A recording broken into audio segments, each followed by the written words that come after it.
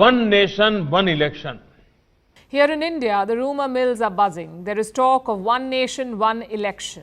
What does that mean? और one nation one election वाला आपने सही मुद्दा उठाया. One nation one election. One nation one election. One nation, अरे हमको क्या मिलेगा वन इलेक्शन की, 10 इलेक्शन की, 12 इलेक्शन. ये इम्पॉसिबल है. अगर ऐसा बिल आता है तो ये अनकॉन्स्टिट्यूशनल हो. आउटराइट ये कह देना कि एक देश एक चुनाव के हम पक्ष में नहीं है. अरे चर्चा तो करो भाई.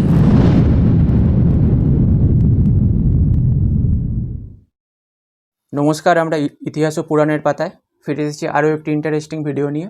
আর প্রতিটি ভিডিওর মতো এই ভিডিওটিও ইন্টারেস্টিং হওয়ার সাথে সাথে খুব ইনফরমেটিভও হতে চলেছে।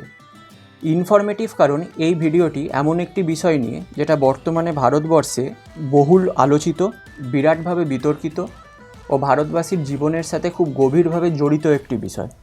জানি আমাদের দেশের মিডিয়া বা নিউজ চ্যানেলগুলি এইসব বিষয় নিয়ে কথা বলে না, যেগুলো অ্যাকচুয়ালি সাধারণ মানুষের জানা উচিত। কারণ দেশে কি হচ্ছে সেটা না জানলে আমরা সমাজে চলবো কিভাবে, আর নিজের কাজেও বা উন্নতি করব কিভাবে।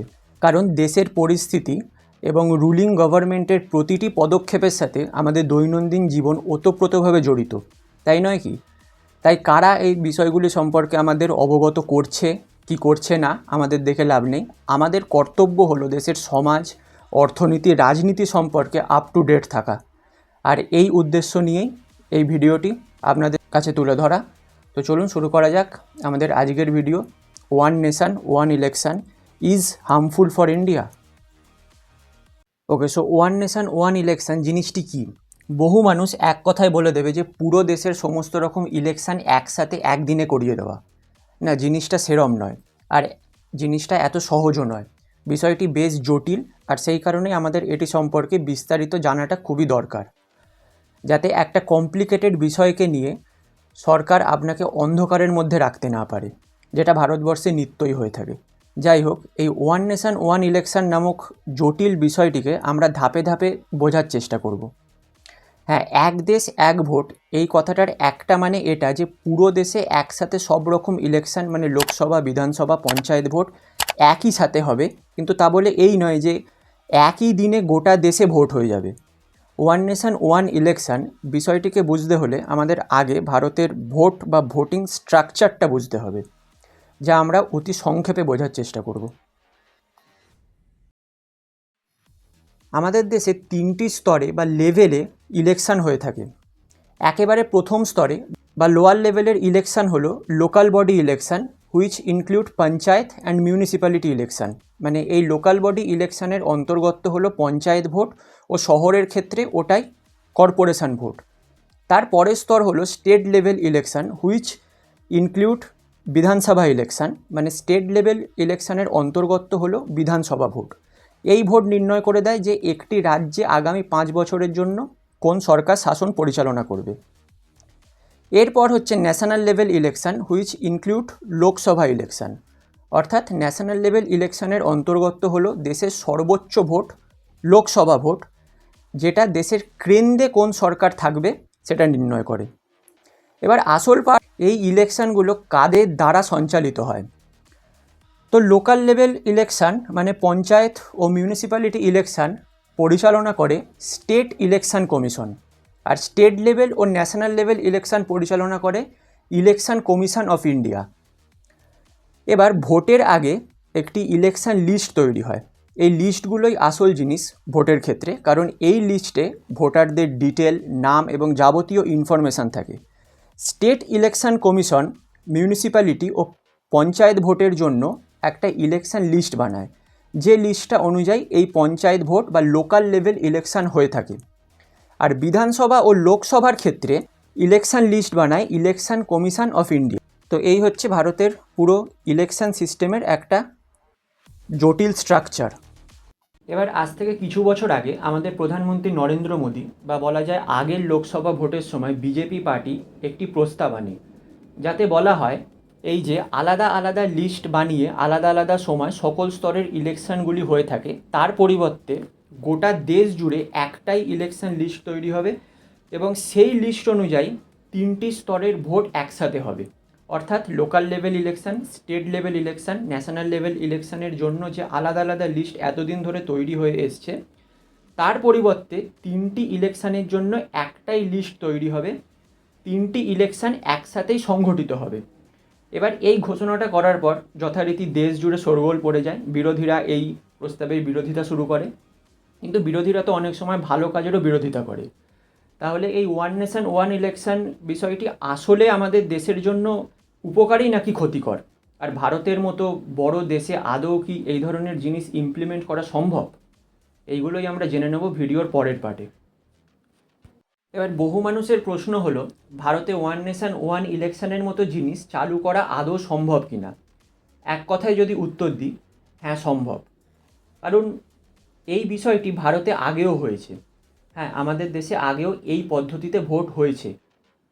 মানে একটু আগেই ওয়ান নেশন ওয়ান ইলেকশন জিনিসটি কী সেটা বোঝাতে গিয়ে যে পদ্ধতিটার কথা বললাম, সেই পদ্ধতিতেই আগে আমাদের দেশে ভোট হতো।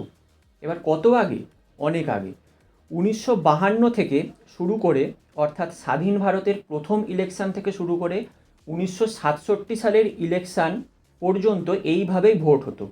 একদিনে হতো না, বহু দিন ধরে ভোট হতো, কিন্তু এই 3টি স্তরের ভোট একসাথেই সংগঠিত হতো। যেমন ভারতের প্রথম ভোট হয়েছিল 1951 সালের অক্টোবর মাস থেকে 1952 সালের ফেব্রুয়ারি মাস পর্যন্ত। স্বাধীন ভারতের প্রথম ভোট, সে এক ভীষণ ইন্টারেস্টিং ইতিহাস। সেটা জানতে হলে উপরে আই বাটনে লিঙ্ক আসছে, গিয়ে দেখে আসতে পারেন।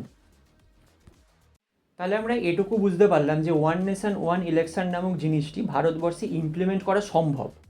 আর আমরা এটাও বুঝতে পারলাম যে ওয়ান নেশন ওয়ান ইলেকশন বিষয়টি আসলে কী। এবার আমাদের মনে এই প্রশ্নটা থেকেই যাবে যে ওয়ান নেশন ওয়ান ইলেকশন চালু হয়ে গেলে সেটা ভারতবর্ষের জন্য উপকারী নাকি ক্ষতিকারক বলা শক্ত, বা যতক্ষণ না চালু হচ্ছে ততক্ষণ বলা শক্ত। কিন্তু আমরা এটা অ্যানালাইজ করে দেখতে পারি যে ওয়ান নেশন ওয়ান ইলেকশন চালু হলে ভারতে কি সুবিধা হতে পারে আর কি ক্ষতি হতে পারে, মানে কি কি অ্যাডভান্টেজেস আর কি কি ডিসঅ্যাডভান্টেজেস হতে পারে। তো আগে অ্যাডভান্টেজগুলো বলি। এটা মানুষের জন্য উপকারী প্রমাণিত হতে পারে এই দিক থেকে দেখতে গেলে যে যেদিন থেকে ভোটের ডেট ঘোষণা হয় সেই দিন থেকে সরকার আর কোনো স্কিম ঘোষণা করতে পারে না। যে সকল স্কিমে মানুষের উপকার হতে পারে সেই সকল স্কিমও সরকার ঘোষণা করতে পারে না, কারণ ইলেকশন কমিশন সেটার পারমিশন দেয় না। তাই বারবার ইলেকশন হওয়া মানে সাধারণ মানুষের ক্ষতি, কারণ জনকল্যাণকারী কাজে দেরি। তাই একবারেই সব ইলেকশন যদি হয়ে যায় তাহলে এই ক্ষতি থেকে সাধারণ মানুষ অনেকটা মুক্তি পাবে। 2, focus on the main job. সকল পার্টির কিছু মেন মুখ থাকে আর তাদের দ্বারাই পার্টির মেন কাজগুলো সংগঠিত হয়ে থাকে, কিন্তু ইলেকশন এলেই তারা প্রচারে ব্যস্ত হয়ে যায়। এছাড়াও অনেক গভর্নমেন্ট অফিসিয়ালস ভোট এলে ভোটের কাজেই ব্যস্ত হয়ে যায়। তাই যদি একেবারেই ভোট হয়ে যায়, সরকারের লোকেরা নিজেদের কাজে আরও বেশি করে মন দিতে পারবে। আর সরকারের লোকেরা যদি নিজেদের কাজে ভালো করে মন দেয় তাহলে সাধারণ মানুষই তার জন্য উপকৃত হবে। Cut down election cost. আমরা এটা খুব ভালোভাবে জানি যে প্রতিটি সরকার ইলেকশনের জন্য কোটি কোটি টাকা খরচা করে। শুধুমাত্র প্রচারের জন্য নয়, ইলেকশনের এই জটিল প্রসেসটাকে সম্পন্ন করতে সরকারের বিশাল টাকা খরচা হয়। আগেরবারে সব মিলিয়ে মোট 60,000 কোটি টাকার ইলেকশন হয়েছিল। স্টেট লেভেল ইলেকশন আর ন্যাশনাল লেভেল ইলেকশন একসাথে করলে 2,000 কোটি টাকা বাঁচানো সম্ভব। আর সেই টাকাগুলো সাশ্রয় হলে সেই টাকা দেশের মানুষের কল্যাণে লাগতে পারে। তো এগুলোই ওয়ান নেশন ওয়ান ইলেকশানের একটা ভালো দিক বা অ্যাডভান্টেজেস। তো ওয়ান নেশন ওয়ান ইলেকশানের কিছু ক্ষতিকারক দিকও হতে পারে, যা এই ব্যবস্থা চালু হওয়ার পর জনসাধারণের জীবনে বিরূপ প্রভাব বিস্তার করতে পারে। যেমন আমরা জানি ভারতে যুক্তরাষ্ট্রীয় শাসন ব্যবস্থা চলে, মানে কেন্দ্র ও রাজ্যে সরকার আলাদা আলাদাভাবে নিজেদের শাসন কাজ পরিচালনা করতে পারে। সেই কারণে ভারতের বিভিন্ন ছোট বড় রাজ্যের আলাদা আলাদা প্রায়োরিটিস থাকে, যার উপর ভিত্তি করে সেখানকার রাজ্য সরকার নিজেদের কাজ করে। এবার national level election and state level elections যদি একসাথে হয়ে যায় তাহলে ভারতের কিছু ছোট বা ক্ষেত্রীয় রাজ্যগুলোর যে প্রায়োরিটি বা সেখানকার মানুষের যে নিডস এবং সেখানকার সরকারের যে অ্যাজেন্ডা সেগুলো কেন্দ্রীয় সরকারের কর্মনীতি এবং কেন্দ্রীয় সরকারের এজেন্ডাগুলোর দ্বারা প্রভাবিত হবে ও চাপা পড়ে যাবে। তো পুরো লাভটাই কেন্দ্র সরকারের হয়ে যাবে আর ছোট রাজ্যের সরকারগুলো ক্ষতিগ্রস্ত হবে। এবার এটা তো গেল গণতান্ত্রিক বিষয়। এবার কিছু সাংবিধানিক বিষয়ও পরিবর্তন করতে হবে। যেমন সংবিধানের আর্টিকেল 243K আর্টিকেল 243ZA তে বলা হয়েছে লোকাল বডি ইলেকশন পরিচালনা করবে স্টেট ইলেকশন কমিশন। এই অ্যাক্টটায় পরিবর্তন আনতে হবে। এছাড়াও আর্টিকেল 356 যাতে প্রেসিডেন্সিয়াল রুলের কথা বলা হয়েছে তাতেও কিছু পরিবর্তন আনতে হবে। এছাড়াও পার্লামেন্টারি সিস্টেমের সাথে রিলেটেড আর্টিকেল 83, 85, 172, 174-এ কিছু পরিবর্তন করতে হবে, তবে গিয়ে এই বিলটি পাস করানো সম্ভব। এবার একটা সম্ভাবনার কথা বলতে পারি যে এক দেশ এক ভোটের মতো জিনিস যদি চালু হয় গণতন্ত্রের বিকৃতি ঘটতে পারে। অর্থাৎ ভারতবর্ষের মতো গণতান্ত্রিক দেশে গণতন্ত্রের বিকৃতি ঘটতে পারে। কেন্দ্রীয় সরকার যে সর্বশক্তিমান সে এরম একটি ভোটিং সিস্টেমে খুব সহজেই নিজের ক্ষমতা প্রয়োগ করতে পারে আর কিছু বিপরীতমুখী পরিস্থিতিকে নিজেদের দিকে ঘুরিয়ে নিতে পারে এবং একনায়কতন্ত্রের মতো জিনিসের জন্ম হতে পারে। আবারও বলছি, এটা জাস্ট একটা সম্ভাবনার কথা বললাম।